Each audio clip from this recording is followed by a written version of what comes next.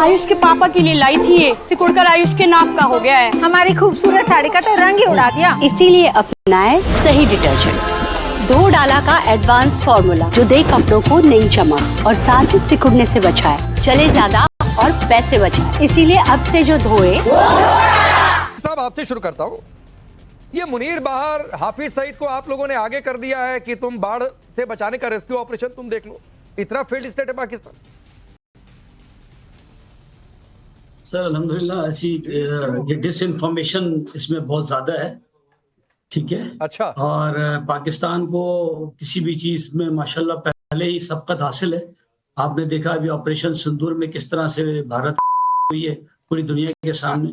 Trump साहब किस तरह से इंडिया को चाइना के सामने खड़ा करना चाह रहे थे। इन्होंने ये पता चला कि ये तो इंडिया के भी ये इंडिया तो पाकिस्तान के सामने भी नहीं खड़ा हो सकता। हाँ।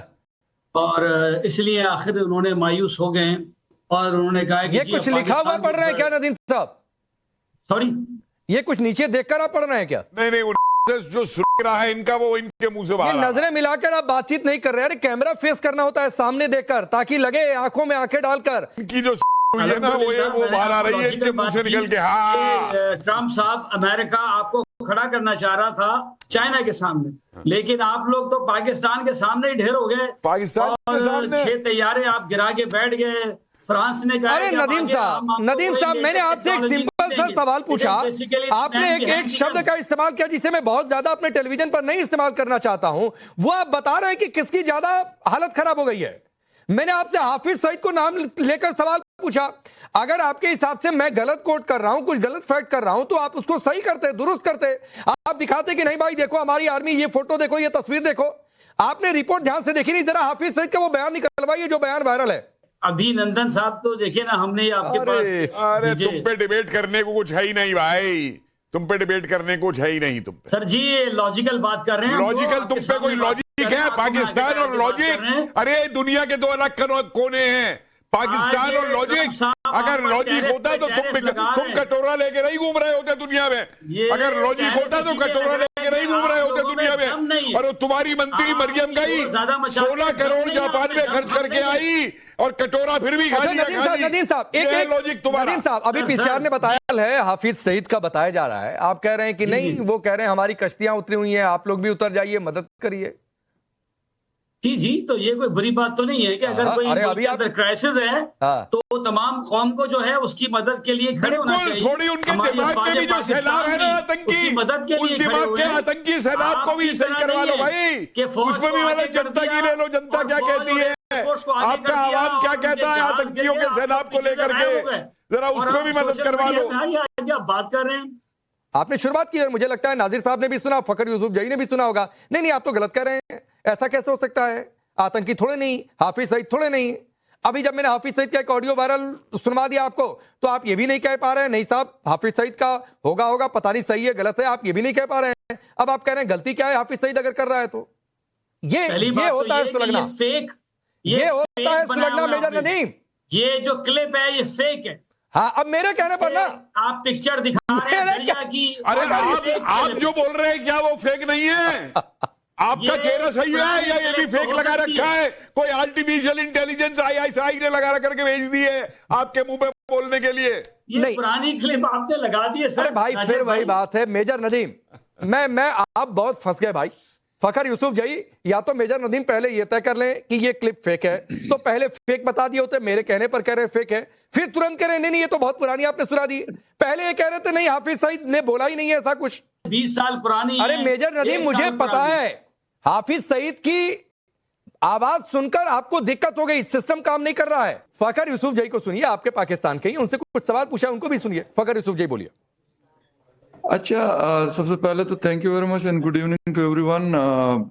मेरे सीनियर्स बैठे हुए हैं, सीनियर लोग सारे बैठे हुए हैं, लेकिन जहां तक बात है हाफिज सईद की कि फ्लड में वो हेल्प कर रहे हैं, फ्लड इफेक्टीज की, तो ये मेरे ख्याल मेजर साहब पता नहीं फील्ड में जाते होंगे नहीं जाते होंगे, इनके वजह से फोर्सेस के लोग भी मौजूद है, लेकिन मैं आज सुबह वापस आया हूँ खैबर पुख्तनख्वा से और सबसे जो मोस्ट अफेक्टेड एरियाज थे, मतलब आई वाज देयर, तो वहां पर बिल्कुल मैंने जब इनके लोग देखे तो मैं खुद भी हैरान हुआ हूँ, आपको सच बता दूं। वो वहां पे हेल्प कर रहे थे, मतलब इनके डॉक्टर्स भी थे और इनके बाकी लोगों की हेल्प भी कर रहे थे। इनका पता नहीं कोई पाकिस्तान मुस्लिम लीग पता नहीं कोई लिखा हुआ था, इनके वो स्टिकर्स भी लगे हुए थे। अच्छा। तो इनके कैंप्स वगैरह वहां पे तो बुनेर के हद तक हैं। बाकी मेरे ख्याल वो कोई छुपी हुई चीज भी नहीं है, क्योंकि वो मीडिया से भी बात कर रहे थे और वो ओपन एरिया में कोई बैठे हुए थे, कोई छुप के नहीं बैठे हुए थे। बाकी वो पाकिस्तानी इदारे हैं, उनके लिए वो क्या है क्या नहीं है ये उन्होंने डिसाइड करना है कि वो ये जो फ्लड इफेक्टीज के जो रिलीफ प्रोग्राम है ये कर सकते हैं नहीं कर सकते, अलाउ है नहीं अलाउ, तो ये डिसाइड तो उन्होंने करना है। लेकिन एज ए जर्नलिस्ट मैं ये रिपोर्ट कर रहा हूं कि मैंने खुद पर्सनली ये चीज देखी है, मैं किसी और की नहीं आपको कोट कर रहा, मैं खुद की बात कर रहा हूं।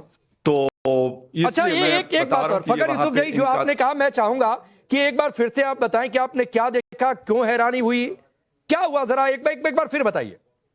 देखिए राकेश, मैं बेसिकली मतलब एज ए जर्नलिस्ट लाजमी सी बात है, खैबर पुख्तनख्वा मेरा प्रोविंस है, मेरा ताल्लुक उस प्रोविंस से, और एज ए जर्नलिस्ट बेशक मेरा ताल्लुक ना भी हो तो जाना होता है, और मैं गया हूं। तो वहां पर बहुत सारे मैं आपको ये भी मतलब रिपोर्ट करूंगा कि बाकी मदरसास के जहां पे लोग पढ़ते हैं उनके लोग भी बहुत हेल्प कर रहे थे लोगों की। लेकिन उसके साथ ये जो हाफिज सईद की वो है, मतलब not was a name with the name of Jamaat Dawa, but ये कि वो इनके जो लोग थे, इनका कोई पता नहीं कौन सा मुस्लिम लीग करके है जो इनकी पार्टी है, तो उनके स्टिकर्स जो हैं वो उनके जो जैकेट्स पहनी हुई थी बिल्कुल उस पे है। और मैं आपको जगह भी बता सकता हूं, मैंने कहा कोई चुप के नहीं बैठे हुए थे, कोई यार की साइड पे बैठे हुए थे, बिल्कुल मेन बुनेर रोड पे, जब when you will entering towards the Buner, बिल्कुल फ्रंट पे उनका पहला कैंप आता है। ये कह रहे थे फखर यूसुफजई, हम तो अभी ये कह रहे थे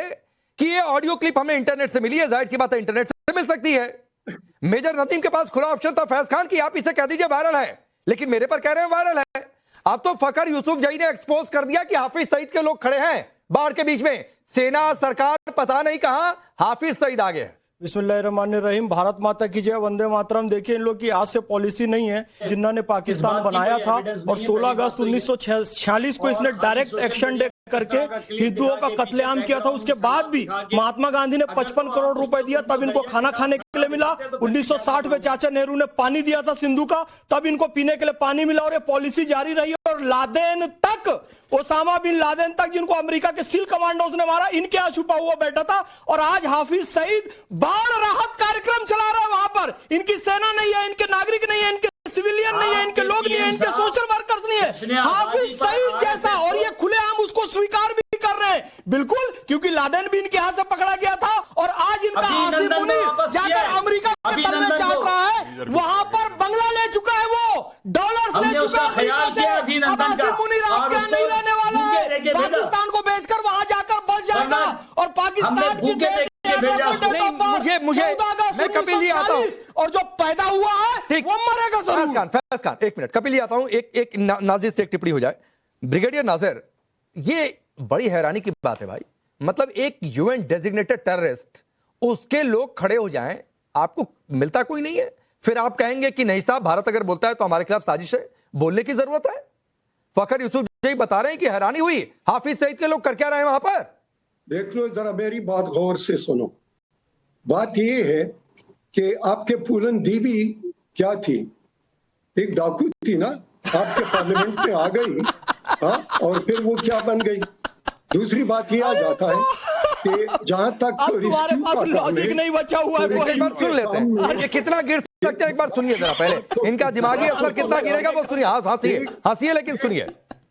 एक तो तुम लोग जल्दी बहुत कर लेते हो, और जल्दी का फिर बड़ा मजा भी आता है आपको, फिर मजा हम चखाते हैं तो आप फिर नाराज हो जाते हैं, इसलिए भीख मांग रहे हो जाके। सऊदी अरब में 10,000 भिखारी पकड़ा है भैया, मोहम्मद बिन सलमान जो है वहां तक की 10,000 भिखारी पकड़ा, 10,000 के 10,000। सुनिए जरा, हाँ मैं 30 सेकंड बोल जरा, ब्रिगेडियर नाजिर 30 सेकंड बोलिए, नाजिर साहब बोलिए। हमारे यहाँ कोई आया होल्ड बोलने देते हैं, तो अगर बात ये है तो हमारे हाव या मुसलमान